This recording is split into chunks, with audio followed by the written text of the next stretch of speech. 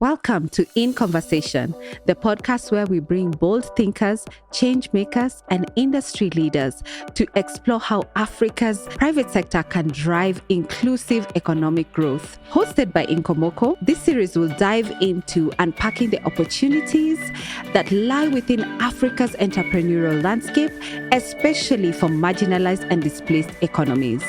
Whether you're a business leader, a change maker, an innovator, an investor, In Conversation is the front row seat to the conversations shaping the future of Africa's economy. Nancy, welcome to the conversation. Thank you. UNHCR has long been recognized for its humanitarian work, but in recent years, or not so recent years, there has been a shift towards economic inclusion and leveraging private sector partnerships. And you are passionate about that. You have been in the space for quite a number of years.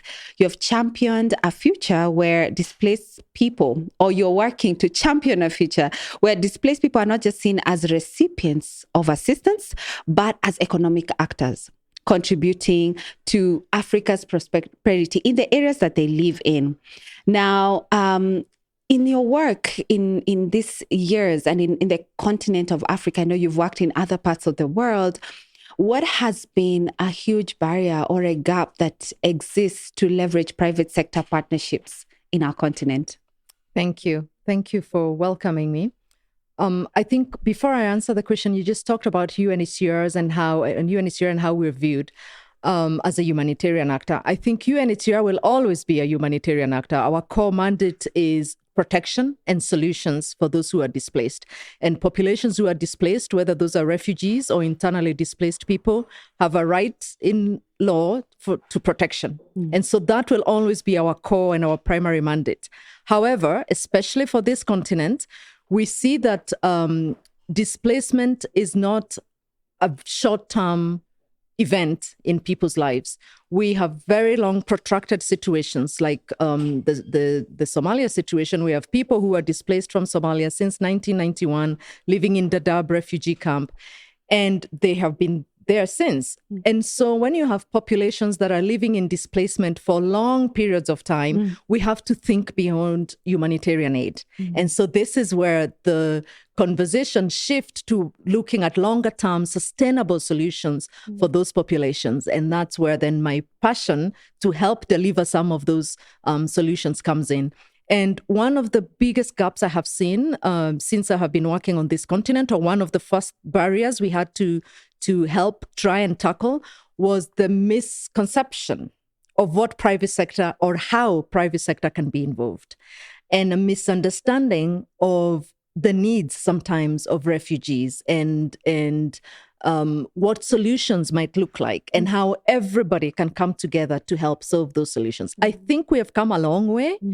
We have a growing movement, a very strong growing movement of private sector, individuals, foundations, companies who are really stepping up, who are really sharing amongst themselves solutions and ideas and coming together to figure out African solutions to this issue of displacement. That is fantastic and timely.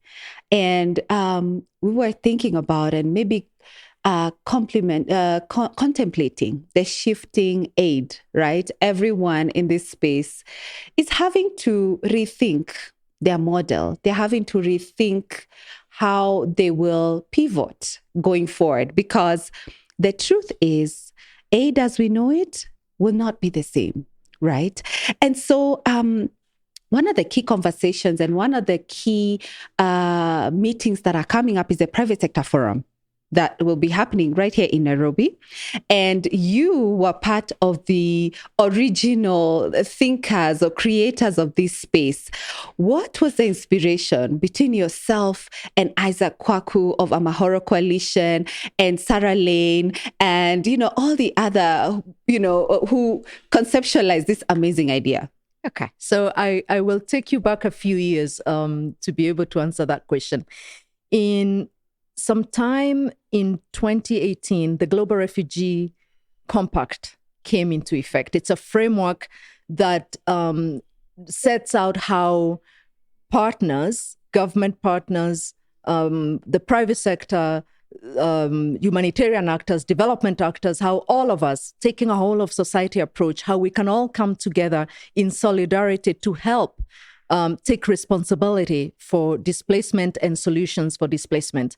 As we know, on the African continent especially, very many countries are hosting refugees. And it's a global responsibility for everybody to chip in with solutions. So out of the Global Compact on Refugees came a global event called the Global Refugee Forum. And the first one took place in Geneva in 2019. And a group of us from the African continent attended the Global Refugee Forum in 2019, but we observed that we were the minority. There were just about maybe 5 companies from the African continent in a meeting of more than 3,000 people. Wow. And on one of those evenings, the African private sector representatives that were there, Isaac was there, you mentioned Sarilyn from Equity Group. We had a representative from Vodacom Group in South Africa. We had one of our leading supporters here, who is also a former refugee businessman. We had people like Julie Gishuru and Chris Senanu. And we sat down and thought we needed to do this on the African continent, that by the next Global Refugee Forum, we should have a better representation of the African continent by private sector leaders at the forum. And so that's where the original motivation came from. And I am glad that challenge and inspiration came from the African private sector leaders that were there at the time, because they have really taken it forward. We as UNHCR have helped convene, working with our partners, Amahoro and Inkomoko. We have helped bring together the different actors. And this is going to be our 3rd edition on the 28th and 29th of April here in Nairobi. It's going to be our 3rd event. The first one took place in Kigali. And in 2023, we were in Accra, Ghana. And now we bring it to Nairobi. I love that. I love solution providers. I love people who see gaps and they're like, no, it cannot be like this. We have to do it differently. And so thank you for taking the challenge and taking the bold step for you and the rest of the team, just to make sure that we come together, we have better representations. And one of the values at Inkomoko, we believe, is that all Africa problems have solutions that exist in Africa. And we're running a campaign this year called Solutions Found Here, because we want to talk more about these solutions.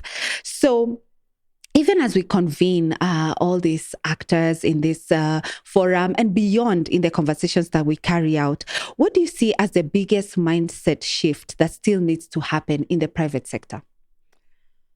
I think the private sector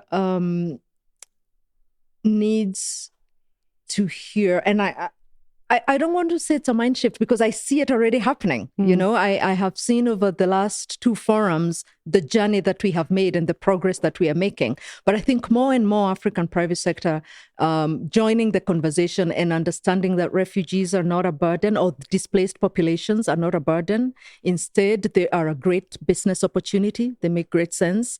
I think the misconception that there's very little that private sector can do with refugees. This is not the case, or that it's very difficult and risky to work in refugee hosting areas. It is, but we are also seeing opportunities and barriers.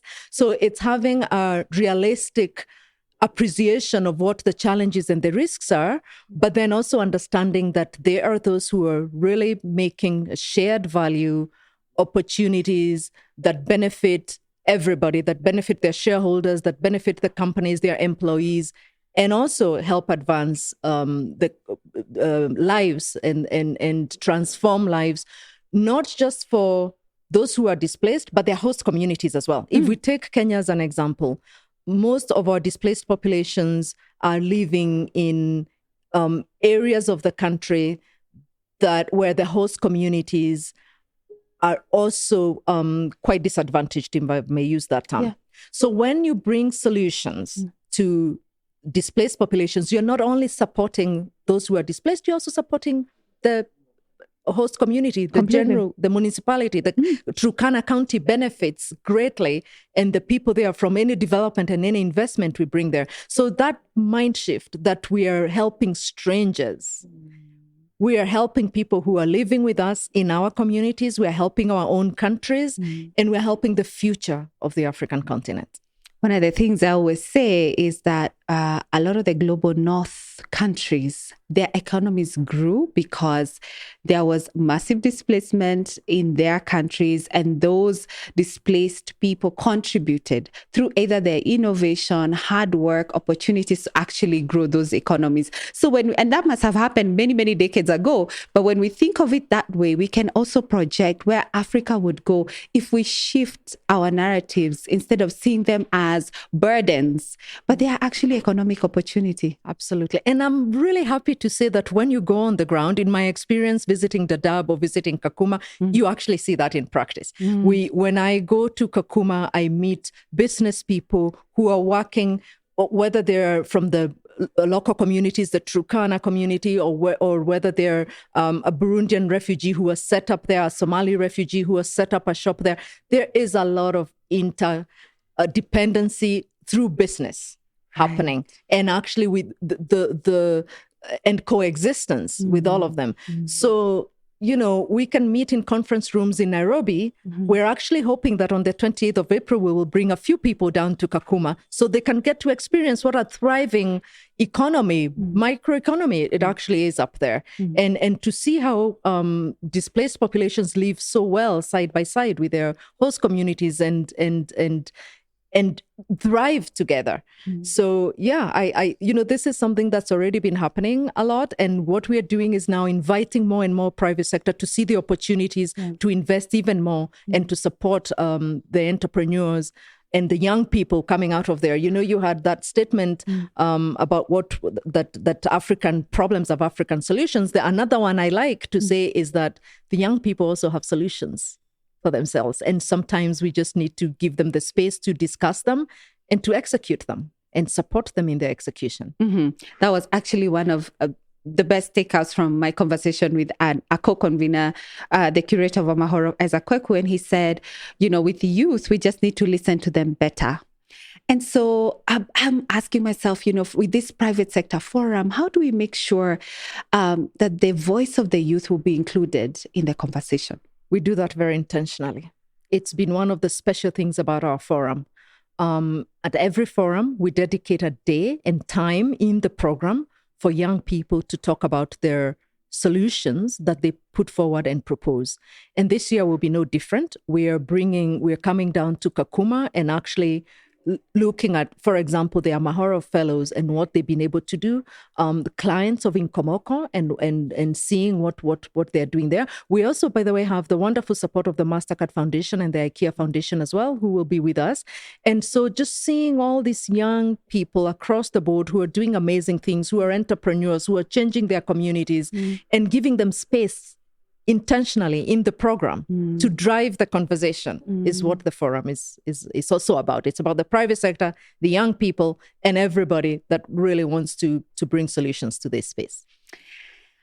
The reality is there exists a huge barrier for these young people, legal identities, and leveraging, I guess, to some level, technology. We're in the technology age. We're not going to run away from the AI and so on. So I'm just thinking in terms of maybe bringing the policymakers in the conversation beyond just the forum. How do we leverage, or how do we take from good examples around the continent? We've seen this happening quite a lot also within our forum, that it is now really a multi-stakeholder convening.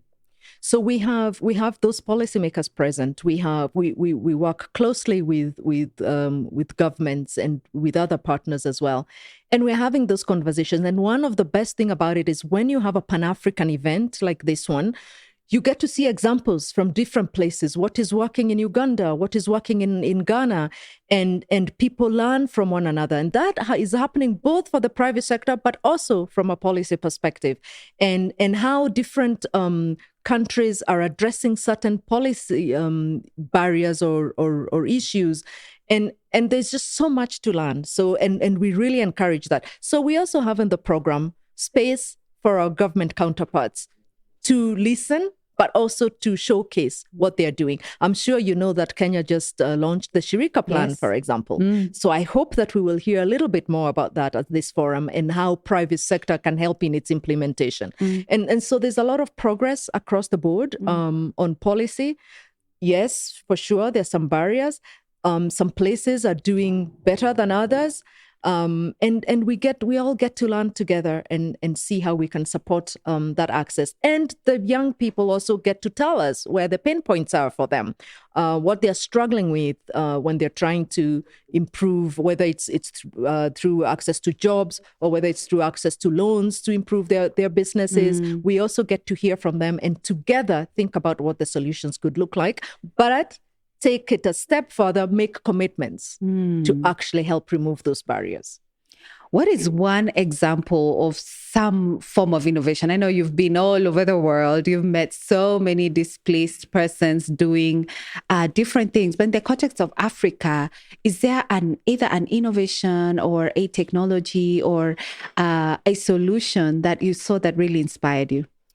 I focus on partnerships. And one of the things that really inspires me is when I see people thinking about partnerships differently, like what a partnership could look like that is whose objective is to solve a particular problem, who partners, how we partner, who we invite to collaborate with us. That's one thing. And I think when it comes to Africa, sometimes it's not so much about coming up with another new thing. Sometimes it's about application. So it could be a model or a product or a service that's already working really, really well in another sector, in another context, but applying it to the displacement context, right? So, for example, recently I was in Nigeria, and in Nigeria we have a partnership with one of the local states governments and a private sector company, an agribusiness private sector company. And in this partnership, the state government provides land. Internally displaced people, convened, mobilized, organized by UNHCR, make use of this land with the support of a private sector company who is giving inputs and then buying the outputs from the farmers who then farm that. That's an outgrower model. I grew up with outgrower models. I grew up with cooperatives. My father is a long-time cooperative man. So I've seen that model all my life growing up. But seeing it applied in a displacement context and seeing the impact that will have on these populations in northern Nigeria is really inspiring for me. So sometimes it's the simplest of things. It's things that work in other places, but being able to bring them here.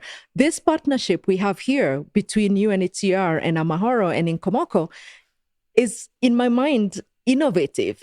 Who would have thought that this would be the three partners that decide to tackle how African private sector is involved in this conversation? That's true, right? And so it's a lot about that. It goes from how we use modern technology from AI, but it also goes to how we think about problems differently and how we think about solving them differently and bringing on board people with different mindsets, people with different skills to help solve those problems. Fantastic. For this year's Africa Private Sector Forum, what is a core message you want businesses to take away? That refugee hosting areas or context of displacement, to be more broad, because actually on the African continent, we do have more people who are internally displaced as well. So remembering those, we also have stateless people. So when we talk about displacement in general, it's a bit more broad. So I would like for private sector to come to this forum and leave knowing that there's a lot of opportunities, business opportunities in these areas to collaborate, and especially if they're purpose-driven businesses, it makes business sense, it makes socio-economic sense for themselves, for the people that we serve or that we are looking to work together with, and for the countries. We have a figure to prove that.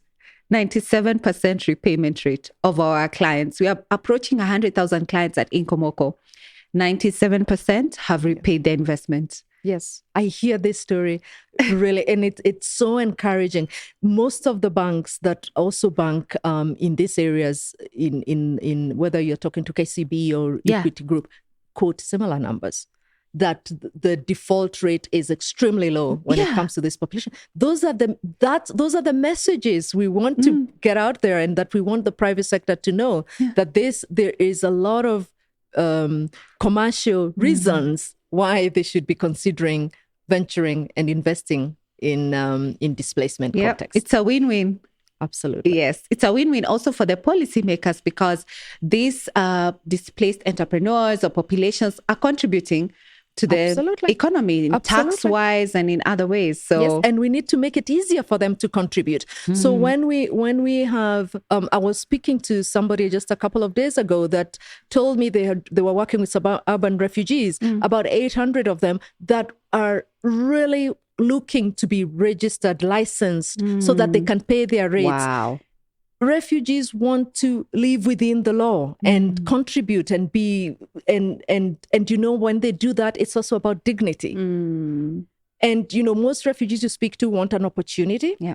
Or they want to go back home. Nobody becomes forcibly displaced out of choice. Yeah. Right? Yeah. So if we can shift to think that way, that these are people who want to be included and to contribute to the economies, and we need to think about how we make that easier for them, not more difficult for them. That is fantastic. So when I get to know Nancy a little bit better, is there a quote or a book that you read recently, or a quote you had recently that has, or previously, that has impacted you? Not a quote, but something I live by. I believe in leading with kindness. And what that means to me is that in everything that we do, that at the end of the day, when all is said and done, it's about our human connection. And whether it's at work or at home or across the board in everything that we do, and especially in the times that we're in currently, I think leading with kindness and with compassion, with understanding, is something that means a lot to me, and is something that I believe also helps us create a better world for everybody. That is awesome. And I think you've lived that and proved that with such an accomplished career and the many fantastic milestones you've had, in your work, including this private sector forum with other co-conveners. So this was a fantastic conversation. Thank you so much, Nancy. We are honored that you took the time to have this conversation with us. We, as iNKOMOKO, really looking forward to conduct this event together and achieve some really good results and some really great conversations, as well as insights, and for more partnerships coming in the future because of the work that we're doing together. So thank you so much, and hopefully we'll have another conversation in the future. Thank you very much for having me. It's been a pleasure, and we're looking forward to the 28th and the 29th and making a lot more impact together. Fantastic.